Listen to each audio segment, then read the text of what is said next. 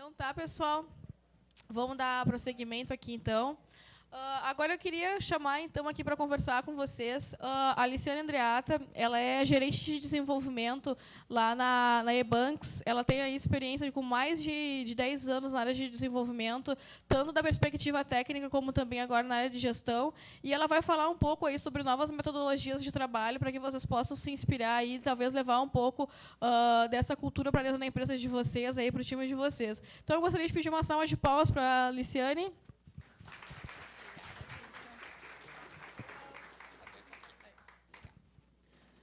Bom dia, pessoal. Tudo bem? Então tá. Primeiro, agradecer a Cíntia pelo convite de estar aqui, falando um pouquinho para vocês de como a gente está se organizando para desenvolver as coisas lá no eBanks. Conforme ela mencionou, meu nome é Liciane, eu trabalho com desenvolvimento web faz um pouco mais de 10 anos.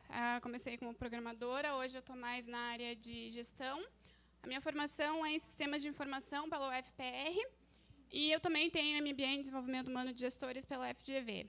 Como ela citou, hoje eu estou atuando como gerente de desenvolvimento no eBanks e, além disso, no último ano eu também estou liderando um dos squads lá, que vai ser o tema aqui da nossa palestra. Bom, como a gente vai falar baseado no eBanks, eu vou dar uma introdução do que é o eBanks para vocês. Quem aqui já ouviu falar no eBanks? Conhece? Legal, bastante gente. Para quem não ouviu falar do eBanks ainda, o eBanks é uma empresa que processa pagamentos para sites internacionais, para sites do exterior, permitindo que brasileiros ou clientes latino-americanos consigam comprar utilizando meios de pagamento locais. O que isso quer dizer? De um lado, a gente tem o customer, que a gente chama, que é a gente, eu, você, o cliente brasileiro. E do outro, a gente tem lá um site internacional, que a gente chama de merchant no nosso contexto, que é o AliExpress da vida, que é Spotify, Airbnb, enfim, sites e-commerces que estão fora do Brasil e querem vender para o Brasil. E muitas vezes a gente, como cliente, que queria comprar da China, queria comprar, sei lá, dos Estados Unidos, da Europa, a gente não tinha como se a gente não tivesse um cartão de crédito internacional. E o eBanks ele veio para mudar isso. Então, agora, a gente, como consumidor brasileiro ou latino-americano, a gente consegue comprar de fora pagando com meio de pagamento local, seja boleto, seja cartão de crédito local, transferência bancária e assim por diante. Um outro jeito de definir o eBanks, eu costumo dizer que a gente é uma brasileira no mundo. Por quê? Quem são os nossos principais merchants, os principais sites que processam com a gente? Provavelmente vocês já conhecem muitos desses, e talvez quem conheça o eBanks aqui, talvez já tenha comprado com um desses aqui, ou dos mais de 400 merchants que a gente tem. Spotify, acredito que muita gente aqui é assinante de Spotify, porque a gente processa o pagamento de vocês. Quem aluga coisas pelo Airbnb. Aqui deve ter um monte de gente que gosta de jogar no Sony PlayStation, ali, enfim, um leque de clientes aqui que a gente possibilitou o processamento de pagamento deles no Brasil. E mais do que ser uma brasileira no mundo, uma coisa que a gente se orgulha muito é que a gente é uma curitibana no mundo. A gente está aqui em Curitiba, a nossa sede é aqui. E é interessante dizer que a nossa cultura ela é muito baseada em pessoas. E a gente se orgulha bastante disso. E são o que a gente chama de eBankers, cada uma das pessoas que trabalham lá. E essa questão das pessoas serem parte da nossa cultura vai ficar muito presente aqui na apresentação. Aqui é mais ou menos como está a nossa distribuição hoje de funcionários. Então, como eu disse, a gente é uma curitibana, a maior parte das pessoas está aqui no Brasil. A gente tem quase 300 pessoas trabalhando aqui em Curitiba, algumas espalhadas em São Paulo, Uruguai, México, São Francisco, Inglaterra, e agora a gente está no processo de expansão para a América Latina, então, muito provavelmente, a gente chegue aí a outros países também. Então, vamos lá. Entrando um pouquinho no tema, agora que a gente já contextualizou, que vocês já sabem o que é o Ebanks. A gente é uma fintech. Bom, esse tema já deve ser bem comum para vocês.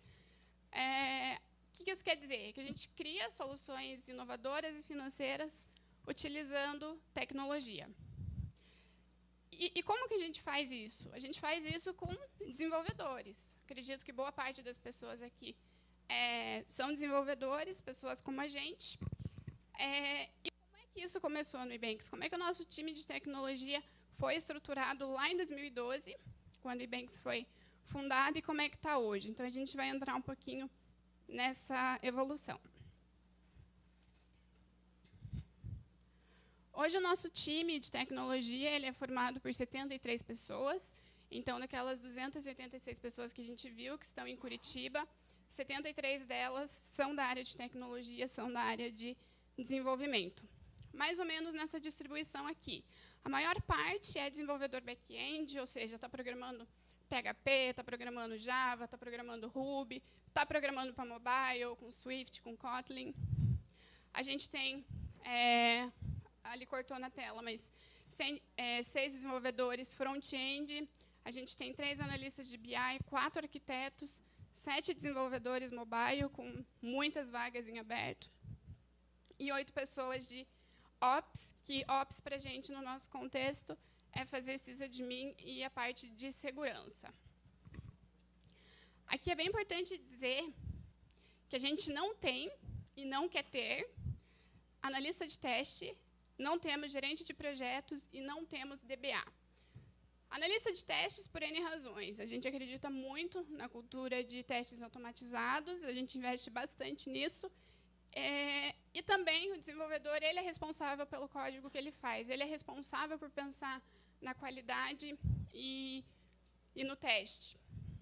Gerente de projetos, vai ficar muito claro no decorrer da apresentação por que a gente não tem. E DBA também é o desenvolvedor que é responsável por otimizar as próprias queries, as próprias consultas SQL dele. Então, vamos voltar um pouquinho no tempo aqui. Lá em 2012, o time de engenharia era só o CTO, que é um dos fundadores da empresa. Ele começou o nosso sistema lá atrás, bem pequenininho, no MVP. E, em 2013, o time cresceu, dobrou de tamanho. Eu entrei para ajudar. E já no ano seguinte, a gente foi de 2 pessoas trabalhando na área para 12. Um time relativamente pequeno ainda, dava para ser autogerenciável, então a gente tinha um time ali que a gente chamava de time de desenvolvimento, e estava todo mundo ali, ora num projeto, ora em outro, ora num bug, fazendo o que tinha para fazer. Já no início de 2015, o time teve mais um boom ali, quase dobrou de tamanho de novo, e a gente já estava com 21 pessoas. 21 pessoas, a gente já começa ali a sentir que, às vezes, não é tão fácil de se organizar mais. Às vezes, você não consegue falar mais com todo mundo já não está por dentro de todos os assuntos. Nessa época, a gente já processava mais ou menos uns 4 pagamentos por segundo, e foi aí que a gente viu a necessidade de começar a ter ali pessoas especializadas. Ou seja, a gente tinha alguns assuntos alguns temas que eram super importantes para a gente, tinha a necessidade de ter pelo menos 1 ou 2 pessoas focadas olhando para aquele assunto. Então, foi nesse momento que a gente falou, você vai ser responsável por cartão de crédito, você vai ser responsável por boleto. E essas figuras começaram a surgir. Já no final de 2015, ainda no mesmo ano, a gente teve mais um crescimento ali, o time chegou mais ou menos a 35 pessoas. E ali, dentro desse núcleo de desenvolvimento, a gente parou para pensar e falou, poxa, agora a gente está com várias frentes importantes. A gente já começava a pensar em expandir para a América Latina, a gente já estava começando a pensar em produtos novos, ao mesmo tempo tinha que manter a operação rodando, e foi quando a gente falou, Vamos pegar essas 35 pessoas que a gente tem aqui na área de desenvolvimento e vamos dividir por projetos, por produtos. 5 desenvolvedores para essa frente, mais 5 para essa, mais 3 para essa. Então, teve uma divisão formal ali do time de desenvolvimento. Enquanto essa linha de desenvolvedores cresce, é importante ressaltar que o Ebanks, as outras áreas, também estava crescendo. E a gente chega em 2016 com mais ou menos 45 engenheiros, e é aí que a gente começa a falar de tal dos squads. Esse termo é familiar para alguém aqui? Quem já ouviu falar de squads? Legal. Bastante gente. Como é que a gente fez isso lá no Ebanks, então? Vamos lá.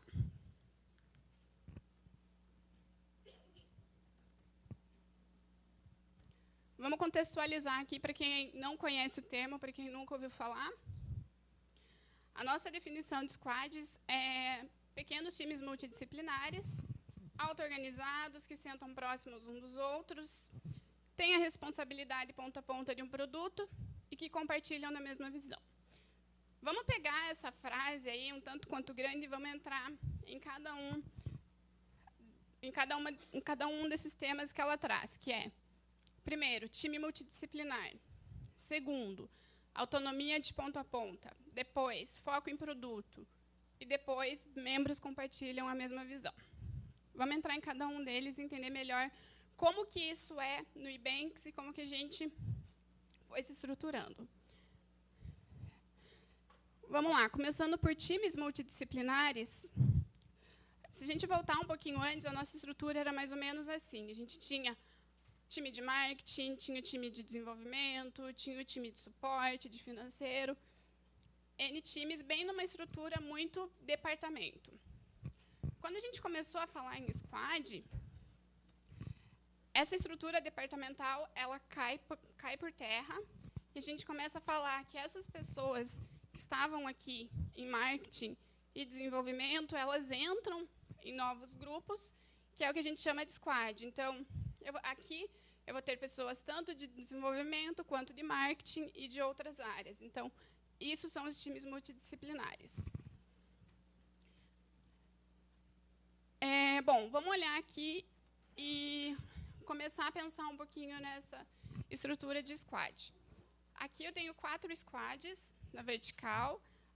Cada squad ele tem um líder. É uma pessoa.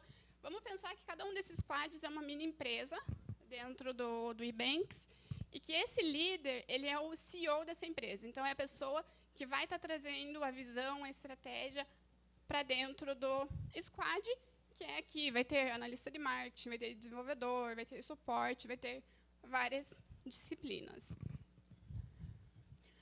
Então, aqui, pessoas de desenvolvimento, pessoas de marketing. Eu estou usando desenvolvimento e marketing aqui, que são 2 áreas bem importantes lá para a gente, mas não é só desenvolvimento e marketing. A gente tem várias outras disciplinas dentro do squad. Aqui, os times são enxutos, eles sentam muito próximos fisicamente um dos outros, dividem a mesma bancada, a mesma área. Tem pessoas de produto, de negócio, de desenvolvimento, de marketing, financeiro, de growth, de suporte. E a questão da responsabilidade ponta a ponta. O squad é responsável por pensar no design, no desenvolvimento, no commit, no deploy e na manutenção daquilo que eles estão fazendo. Quando a gente fala que o squad ele tem autonomia ponta a ponta, trazendo isso em outras palavras, a gente quer dizer que o squad vai decidir o que construir, como construir e qual que é a maneira melhor deles, como aquele grupo, trabalharem juntos para atingir um determinado objetivo. E é aí que a gente começa a falar de um aspecto muito importante para que isso aconteça, que é a autonomia, que é um dos pilares de tudo que a gente vai ver aqui. Nada disso funciona se o squad não tiver autonomia de poder decidir o que fazer, como fazer e trabalhar do jeito deles. E por que a autonomia é tão importante, né? Acho que o primeiro ponto aqui é que autonomia traz velocidade. A minha decisão, a decisão que eu vou tomar dentro daquele grupo de 10, 15 pessoas, ela não vai precisar passar por 5 coordenadores, por 2 gerentes, passar pelo executivo, passar, sei lá, por uma ata, por alguma coisa, para chegar numa aprovação.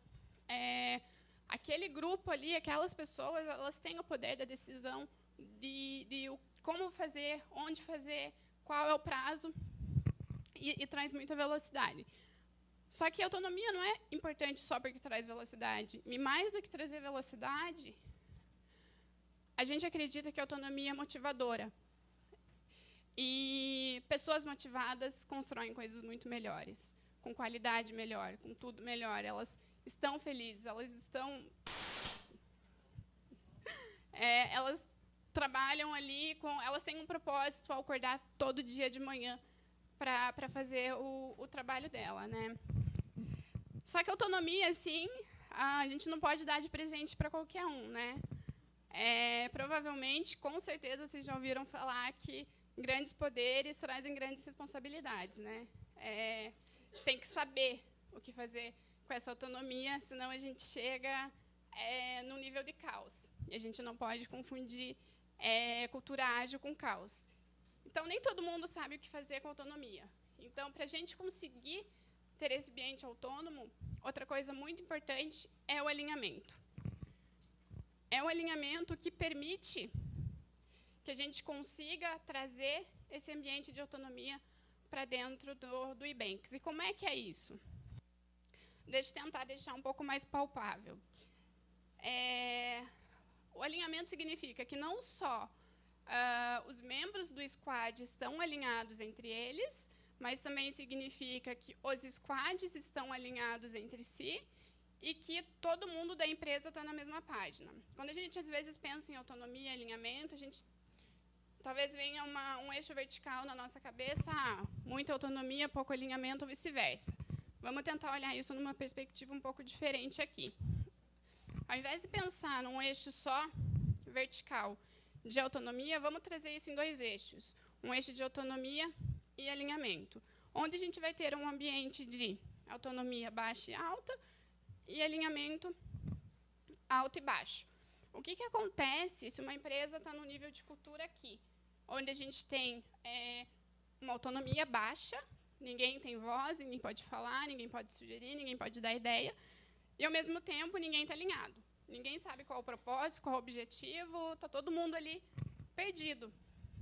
Esse é um ambiente de microgerência, talvez alguns já tenham trabalhado em ambiente assim, as pessoas são quase como robôs, que cala a boca e trabalha, né? Você está aqui para programar, você está aqui para fazer isso, e, ao mesmo tempo, está perdido, está programando um código que não sabe para que é. Então, esse é o ambiente de alinhamento e autonomia baixa. Vamos mudar um pouquinho e vamos dizer que agora a gente tem um alinhamento alto, todo mundo sabe o que está fazendo, para onde está indo, todo mundo sabe onde quer chegar, porém, autonomia baixa. Esse é um ambiente, ele é um pouco menos pior do baixo-baixo aqui, que é um ambiente em que os líderes comunicam muito bem o que é para ser feito, mas eles também dizem ali para o time deles como resolver os problemas. Então, vamos trazer aqui um problema de que a gente precisa atravessar um rio. Estamos de um lado, precisamos ir para o outro. O líder vai chegar e vai falar para o time: gente, precisamos atravessar o rio, construir uma ponte.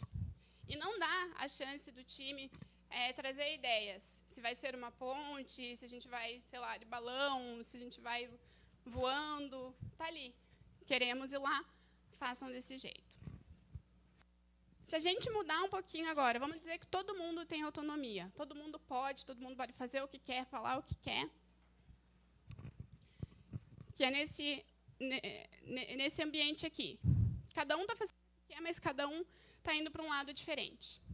Um está pensando em ir para a direção da esquerda, um para a direita, ninguém está alinhado, está todo mundo perdido, e, no final das contas, o líder vai estar aqui pensando: espero que alguém esteja resolvendo o problema do rio. Talvez ninguém esteja, talvez todo mundo esteja, mas é um ambiente que está todo mundo perdido. E onde que a gente está mirando, então?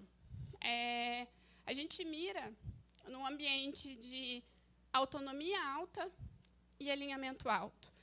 É aqui que, a cada dia, a gente está tentando chegar cada vez mais perto lá no Ebanks, que é um ambiente onde o líder direciona, o líder fala, a gente quer ir para lá, time, por favor, descubra como a gente vai chegar lá.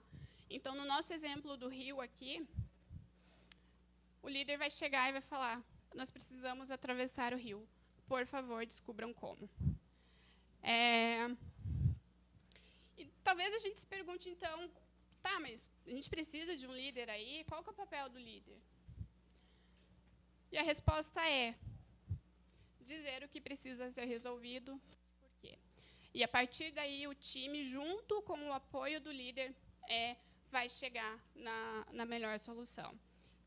Eu gosto bastante dessa frase, que vem de um vídeo da Spotify, sobre a cultura deles, que disse, a gente precisa o tempo todo saber quem tá tomando todas as decisões, a gente está no lugar errado. E a gente acredita bastante nisso lá no Ebanks. Então, para tentar fechar essa coisa de autonomia versus alinhamento, eu gosto de usar essa analogia aqui, que o squad é como uma banda de jazz. A gente vai ter ali o maestro, né, como líder, orquestrando ali, direcionando os músicos. E, apesar de cada músico ali naquela banda de jazz ter seu próprio instrumento, um instrumento diferente, ser autônomo, tocar a sua própria música, eles precisam ouvir uns aos outros e tocar junto. Então, é perfeita essa analogia. É assim que a gente tenta fazer lá no Ebanks. Outro ponto bem legal, a gente falou ali, é que os squads precisam compartilhar a mesma visão. O que isso significa? Todo mundo quer a mesma coisa, é um objetivo só. Então, hoje, o Ebanks está com vários projetos, expansão para a América Latina, lançamento de novos produtos, aquisição de novos merchants, lançamento de cartão. Então, são várias frentes muito importantes, algumas muito próximas umas das outras não necessariamente. Então, a gente tenta dividir esses times para que esse squad é responsável por expansão para a América Latina. É isso que eles vão viver, é isso que eles vão respirar. Esse outro squad aqui é responsável por aquisição de novos clientes. É isso que eles vão trabalhar, é isso que eles vão respirar e vão lutar diariamente juntos para conseguir. E quando a gente fala que todo mundo compartilha a mesma visão, a gente está falando que todo mundo é parte do todo também. Vamos pegar ali, lá no começo eu falei que a gente tem o customer, que é a gente querendo comprar de fora, e a gente tem o merchant, que é o site que está querendo vender. Então, se eu, por exemplo, estou trabalhando ali num squad que está pensando na gente, consumidor final, cliente brasileiro, eu vou ter um direcionamento muito forte do meu time, do meu squad, que, de repente, poxa, a gente quer chegar em 40 milhões de consumidores daqui 2 anos. É isso que o time vai viver, é isso que o time vai respirar. Apesar de ter outras frentes importantes acontecendo na empresa. Se eu estou lá no squad de merchant, trabalhando, nem quero saber de consumidor brasileiro, estou trabalhando para trazer outro AliExpress, outro Spotify para o Ebanks. Eu vou estar trabalhando direcionada muito forte num objetivo de talvez, poxa, o objetivo desse squad é trazer 100 novos merchants como AliExpress, como Spotify, para dentro do Ebanks por mês. Essa coisa do foco é muito forte, a gente acredita muito nítido nisso, assim. Porém, um parênteses muito importante aqui, esse slide quebrou também, é que o propósito dos squads nunca deve ser maior que o propósito do Ebanks. Nunca eu posso tomar uma decisão pensando só no propósito do meu squad. o chapéu do Ebanks, a gente chama assim lá, sempre tem que ser maior. E é por isso que, muitas vezes, durante o ano, pessoas transitam entre squads. 6 meses, 1 ano. Poxa, estava trabalhando num squad voltado para consumidor final, agora eu vou trabalhar num squad voltado para merchant. E também é uma maneira de disseminar conhecimento, né? E se em algum momento existe uma decisão, algum conflito, em algo que precisa ser decidido entre 2 squads diferentes, não vamos olhar para o interesse de cada squad, vamos olhar para aquilo que é melhor para o Ebanks. Bem, vamos voltar aqui na nossa linha do tempo. A gente tinha parado lá em 2016, com 45 pessoas. Foi em 2016 que a gente começou esse experimento. A gente formou inicialmente 3 squads numa coisa ali beta. Vamos ver se funciona, vamos ver se dá certo toda essa coisa que a Spotify faz e pratica lá, a gente tentou trazer para cá. E a gente chegou em 2017, que é o nosso momento atual aqui, com 73 engenheiros e 6 squads. Então, agora eu vou mostrar para vocês como estão estruturados esses squads dentro do Ebanks e como é que a gente se organiza em alguns momentos.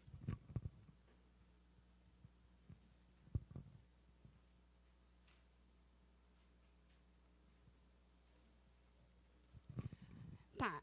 Bom, em azul aqui, a gente tem os squads que a gente tem no Ebanks. Aqui os nomes, né, não tentem entender, são nomes que a gente entende muito bem lá dentro, mas basicamente Merchant Product, Onboarding, End User Wallet, When the User Go e Latam. E a parte cinza não são squads ainda, por 2 razões. Primeiro, que não são times multidisciplinares, então aqui, nesses 2 times de Payment Processing e Finance, eu tenho só desenvolvedores, então a gente não pode chamar eles de squads, porque squads a gente já definiu como times multidisciplinares. E a gente tem 2 áreas aqui que atuam como áreas de suporte e sustentação para os outros squads e para o resto da empresa, que é a nossa área de BI e a nossa área de operações, que faz a parte de sysadmin e de segurança. Então, tá, hoje a gente tem ali 5 a 6 squads. Algum tipo de estrutura a gente precisa para comportar esses squads. Hoje a gente tem 5 aqui, talvez amanhã ou depois a gente tenha 10, 15, 20. Como é que a gente organiza isso para a gente não se perder? A gente começa a trazer para os squads um conceito chamado tribe. Eu vou tentar exemplificar de novo com o lado customer, cliente final, e o lado merchant, que são os sites. Eu tenho esses 2 squads aqui, Merchant Product e Onboarding, que eu posso dizer que eles estão na Tribe Merchant, porque eles estão pensando aqui só em e-commerces, só em sites internacionais que querem vender para o Brasil ou América Latina. Um está desenvolvendo o produto e um está vendendo. Então, eles são parte da mesma Tribe. Quando eu falo em consumidor final, que é um mundo completamente diferente, eu posso falar que eu tenho aqui a Tribe de End User. Um está pensando no nosso wallet e o outro está pensando no desenvolvimento do nosso cartão físico. Então, aqui tenho 2 squads trabalhando em prol do consumidor final, porém com produtos diferentes. Então, um squad ele pode fazer parte de uma tribe. Um outro conceito que a gente trouxe também, herdou lá do que a Spotify faz, é o conceito de Chapter Leader. O que isso quer dizer? A gente viu lá que aqui a gente tem nossos squads, que eles são uma mini empresa, que eles têm uma espécie de CEO, que está trazendo aqui a direção para o time. Mas a gente está falando que aqui a gente tem um desenvolvedor, aqui a gente tem um designer, aqui a gente tem uma pessoa de suporte, aqui uma pessoa de growth. Será que esse cara aqui, ele sabe de desenvolvimento? Será que ele entende de UI, de UX? Será que ele entende de risco, de atendimento? Muitas vezes não. E é por isso que a gente precisa trazer esse conceito de chapter leader, que é a pessoa que entende de técnico, é a pessoa que entende de desenvolvimento back-end, front-end, que tem uma formação na área técnica, que vai cuidar desses desenvolvedores que estão espalhados em squads. Mesma coisa, a gente fala aqui dos designers, das pessoas de marketing. Quem é que vai cuidar deles? Quem é que vai ser a pessoa aqui ou aqui que vai dar aumento, que vai fazer feedback, que vai fazer one-to-one, que vai dar férias, que vai fazer mentoria, que vai tirar dúvida técnica, que vai ajudar a pessoa, sei lá, sair de um nível júnior para um nível pleno? Não é essa pessoa aqui. A preocupação dessa pessoa é trazer a estratégia. E dessa pessoa aqui é desenvolver os membros do time nas suas competências. A gente chama lá de líder funcional essa pessoa aqui, que geralmente ela está dentro de um squad também.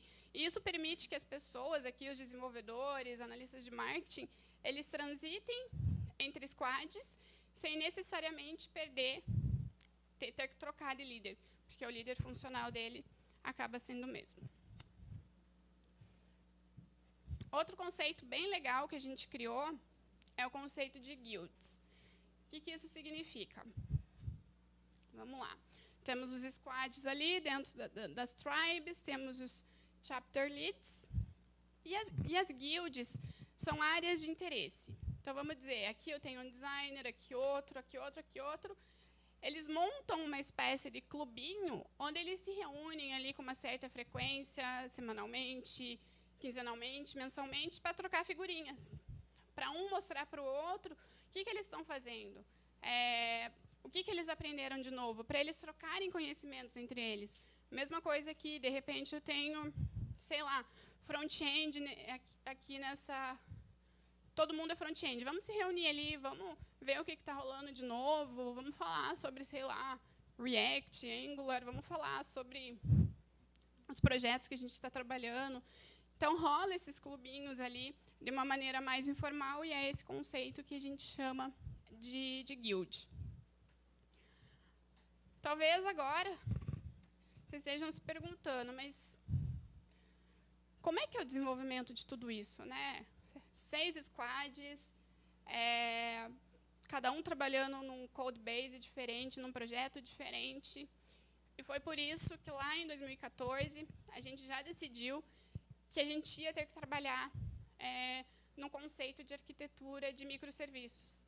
Que a gente fala que o squad tem autonomia ali de fazer o que ele quer. Então, ele precisa ter o seu próprio code base, o seu próprio banco de dados, para ele poder trabalhar com autonomia ali, sem ficar dependendo de outros times. Então, os desenvolvedores têm uma autonomia tech ali, junto com o chapter leader deles, de escolher e manter o stack de desenvolvimento deles, e, lógico, isso muito com bom senso, alinhado com a estratégia da empresa, com a mão de obra que a gente tem de desenvolvedores, né? Não adianta, sei lá, eu querer fazer aqui um sistema, um serviço em Angular, se eu não tenho ninguém que sabe Angular Node dentro da empresa. Então, a gente olha para dentro, olha para fora, e com muito bom senso a gente escolhe o que a gente vai usar para resolver o nosso problema, leva em consideração o custo, uma série de várias outras coisas. Como que está mais ou menos distribuído isso hoje no Nubanks? Para exemplificar aqui, hoje a gente tem squads trabalhando com PHP, com Ruby, com React, com Java, com Kotlin, com Swift, cada um ali com aquilo que resolve melhor o problema, o produto que eles estão tentando resolver. Temos Python, para BI a gente usa Tableau, e a gente tem o que a gente chama de middleware ali, que são aqueles serviços que todos os squads acabam utilizando. A gente precisa de um serviço de autenticação. Isso pode servir tanto para o merchant logar lá no dashboard dele, quanto para o cliente final logar lá no wallet dele. Então, esses middlewares que a gente chama, que pode ser também o sistema de métrica, de log, ele é mantido por todos os squads, sob demanda. Eu preciso de uma funcionalidade nova aqui de autenticação. Eu vou ali e eu mesmo desenvolvo, eu mesmo boto isso em produção. Vamos falar de metodologia. Como é que é isso, né? A gente fala que a gente é ágil. O que vocês usam lá? Aí vai depender, de novo, de cada squad. Eles têm autonomia também para decidir qual é a melhor maneira deles trabalharem entre eles. Tem alguns squads que têm mais desenvolvedores, outros que têm mais pessoas de produto, negócio, de marketing. Às vezes, o que funciona bem para um não vai funcionar bem para outro. Então, a gente tem desde Kanban, a gente tem Scrum, a gente tem XP, a gente tem metodologias informais, e cada squad vai se alinhando ali. Alguns fazem stand-up meeting, outros não, alguns fazem retrospectiva, alguns fazem poker planning, alguns contam pontos, outros não. Então, eles se alinham ali e veem o que funciona para eles. Sei lá, posso usar cascata? Pode. Se for funcionar bem para você, para o teu squad, não tem problema. Vai lá, monta teu Gantt, faz cascata. Ferramenta. Como é que são as ferramentas? Alguns usam Post-it, alguns usam Trello, alguns usam Gira. Fica a critério do squad também. E a pergunta é, e quando eu preciso de algo de outro squad, de outro code base, né? Como é que eu faço isso? Já que o squad que está pensando lá em merchant não quer saber necessariamente de end user. Eles não veem o que eu preciso como algo prioritário para eles. Bem, se o squad tiver disponibilidade de fazer aquilo, ele vai fazer e vai entregar para outro squad. Mas não posso. Eu mesmo vou fazer, vou desenvolver, vou abrir um pull request no GitHub, e o squad, dono daquele code base, vai fazer o code review, vai pedir alterações ou não, e vai subir o código para a produção. Mas eu tenho também essa flexibilidade de codificar algo em um code base que não é meu. E uma pergunta que, sempre me perguntam, Liciane, como é que o time de desenvolvimento do Ebanks faz isso, faz aquilo? Como é que, sei lá, o que vocês usam de metodologia, o que vocês usam de linguagem? E, na verdade, a resposta depende do squad. A gente não tem uma única resposta. A gente é Scrum, a gente é XP, a gente usa Java, a gente usa Trello. A gente tenta ser ágil. E por que a gente escolheu isso? A gente chegou num momento em que a gente estava crescendo muito rápido, o time de tecnologia crescendo rápido, a gente precisava entregar com mais velocidade, a gente precisava escalar, precisava multiplicar impacto, e está funcionando para a gente. Está perfeito? Não. Naturalmente, a gente vê bastante espaço para melhorias, para conseguir melhorar cada vez mais esse processo, trazer conceitos. Mas, assim, o que eu posso dizer é que está funcionando para a gente. E se a gente chegar para as pessoas, vamos voltar como era antes, vamos voltar a ser departamento, eu tenho certeza que vai ser uma quebra grande. Eles não vão querer fazer isso, porque eles vão sentir que vão estar perdendo a autonomia. É rápido, é ágil, é rápido de decidir, é rápido para escalar, é rápido para errar, né? Fail fast, learn fast, improve fast. A gente consegue fazer isso de maneira muito mais eficaz dentro desse modelo de squad. Outra coisa assim, que a gente se inspirou bastante, que eu me inspirei bastante, é que se tudo está sob controle, a gente não consegue ir rápido. Não rápido do jeito que a gente precisa. Rápido do jeito que o Ebanks tem caminhado. Hoje, a gente tem 5 anos de vida, a gente já está com mais de 400 merchants, a gente já está expandindo para a América Latina, a gente já tem mais de 25 milhões de pessoas que compraram com o Ebanks, a gente já lançou vários produtos novos. Esse ano, a gente já processou mais de $1 bilhão. E como fazer isso de um jeito rápido? Dentro de squads. Então, fechando, né, tudo que a gente viu aqui, a comunicação é rápida, é assertiva, ela é sem ruído, ela não tem que passar por 20 níveis de aprovações, todo mundo senta próximo, todo mundo conversa, está todo mundo na mesma página, não tem burocracia em excesso, não tem processo exagerado, não tem hands-off, não vou fazer isso, o designer não me entregou, o desenvolvedor não fez, não, está todo mundo ali querendo a mesma coisa. E, principalmente, a gente tem pessoa motivada e autônoma. E, quando a gente começou toda essa discussão de para onde a gente vai, a pergunta que a gente queria responder, no fundo, é: qual é o mínimo necessário de burocracia para evitar o caos? Qual vai ser a nossa área cinza? Como não ir do 8 ao 80, do preto ao branco, como não ser tão quadrado e, ao mesmo tempo, não ser caótico? E esse foi o nosso meio termo. Trabalhar nesse modelo de times multidisciplinares, de squads. Tem mais gente fazendo isso? É só a gente que é doido? Não. Bastante empresa lá de fora, principalmente do Vale do Silício, empresas aqui do Brasil, e várias outras, até empresas mais corporativas, mais antigas, maiores, estão tentando se reinventar nesse modelo de squads que vem ganhando cada vez mais espaço. E fechando aqui, o que a gente quer para 2018? Squads no Ebanks inteiro. Que hoje a gente não tem isso. Não estamos tão perto de ter, mas estamos trabalhando para. A gente já chegou nesse momento aqui de 2016, sair de somos um experimento para é isso que a gente quer. A gente já validou e a gente já sabe que isso vai funcionar bem para a gente. E qual que é o ingrediente principal para que tudo isso aconteça?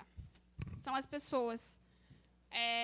Sem pessoas, principalmente porque a nossa cultura é baseada em pessoa, a gente não vai conseguir fazer isso. As pessoas são importantes.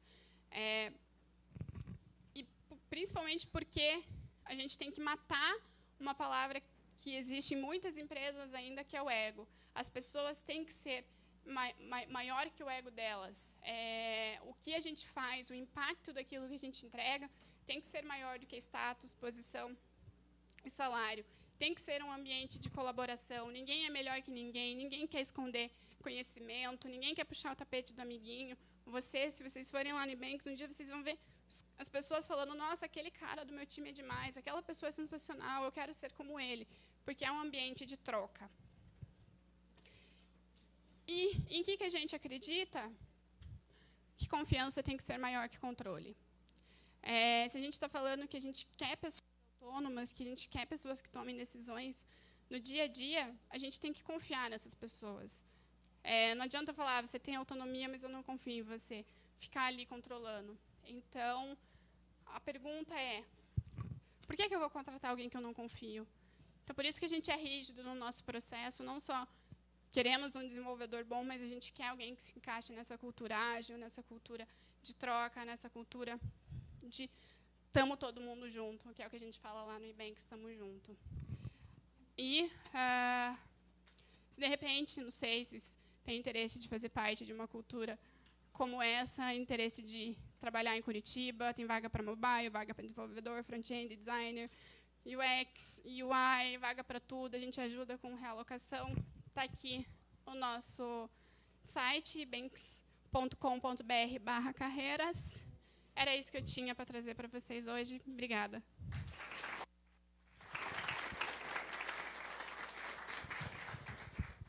Obrigado, Luciane. Perguntas, pessoal?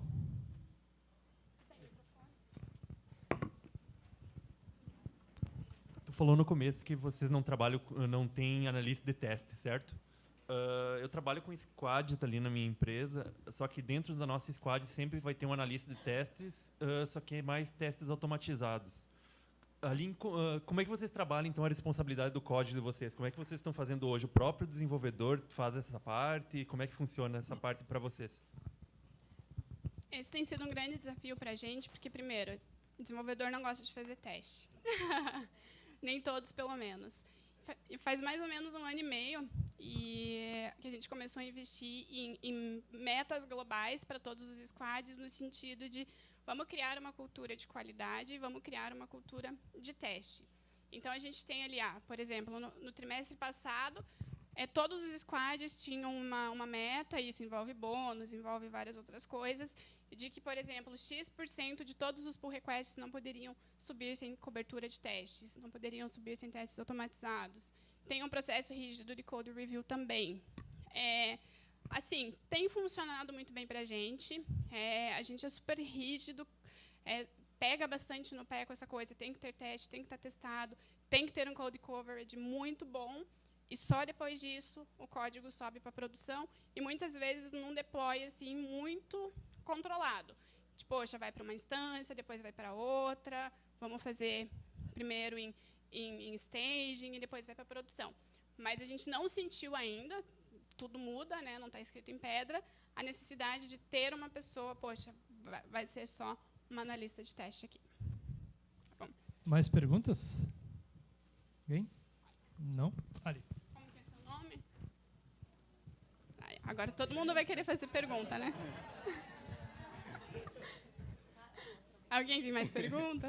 Aí, Bom dia, tudo bom? Bom dia. Eu queria perguntar para ti um pouco mais lá do início, 2012, 2013. Como é que vocês viram que estava indo para o caminho certo? Como é que foi a dificuldade, digamos que tinha só o CTO, né? O que fez tu ver, isso vai dar certo, eu vou entrar junto?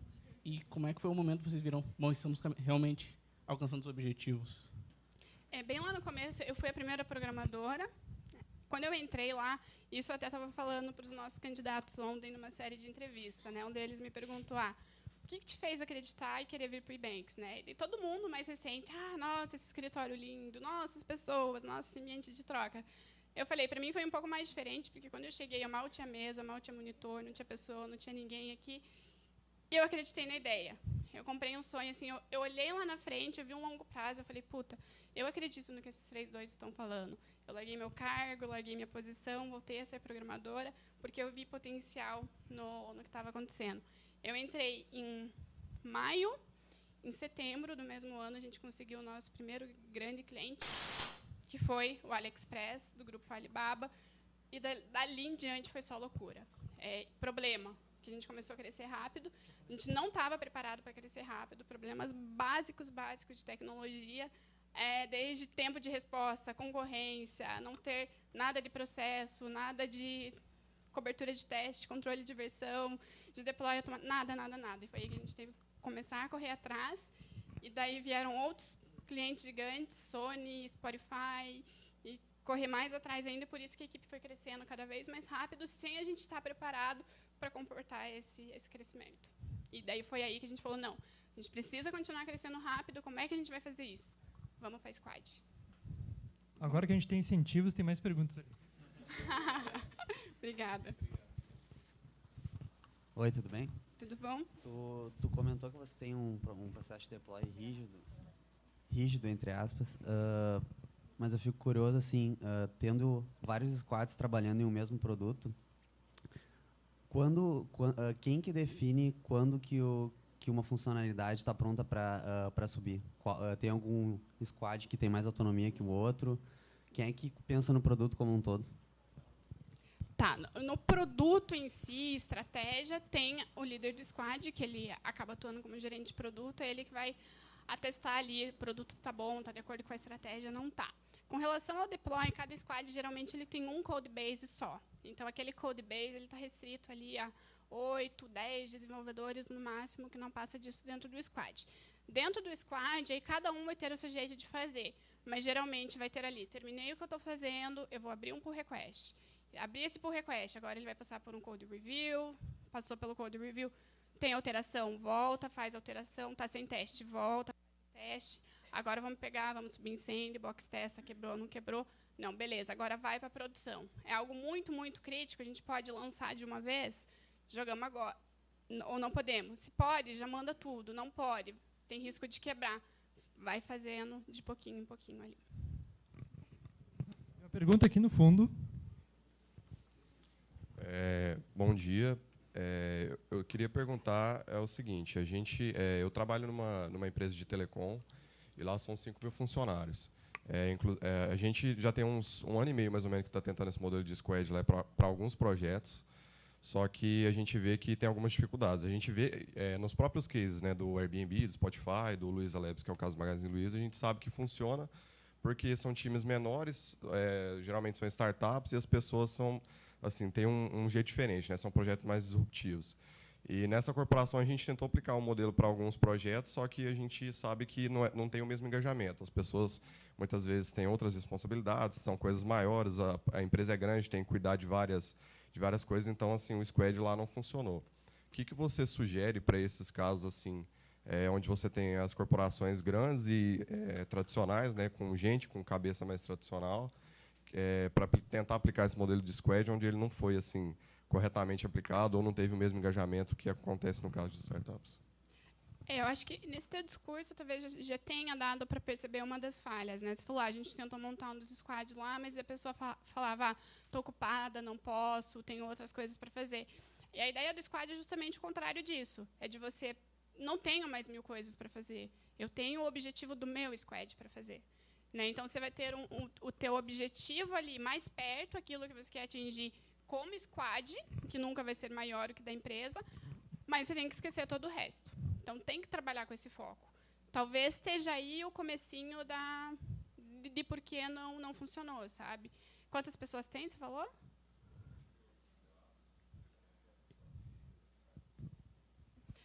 O desafio é ainda maior do que o que a gente teve lá, porque a empresa, o Ebanks, é bem menor e a gente já começou com uma cultura, de certa forma, ágil. Vocês começaram a fazer com a empresa em toda ou foi um núcleo mais fechado?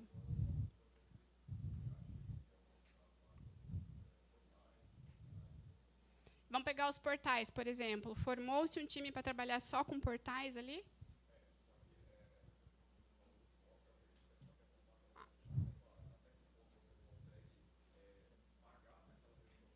Um só.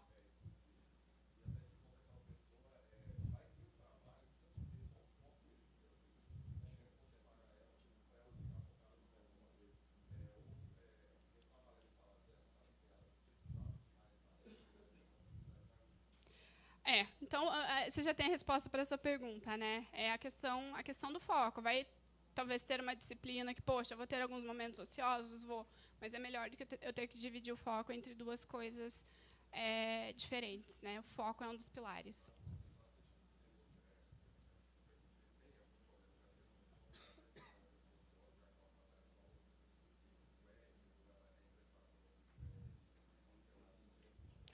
Hoje ela é membro só de um dos squads. Se ela está ociosa, sei lá, a 70% dela, talvez eu não precise dessa pessoa no meu squad. Aí eu vou ver onde ela pode ajudar melhor, né? Mas é um squad só. Tá bom? Eu sei que tem mais gente querendo perguntar, mas a gente não tem mais tempo. Tá bom? Você passa até Obrigado. chegar lá, por mas favor. eu tenho certeza que a Aliciane vai responder as perguntas para vocês. Ali. Eu vou jogar as camisetas aí, então, agora, tá, gente? Obrigada. Obrigado.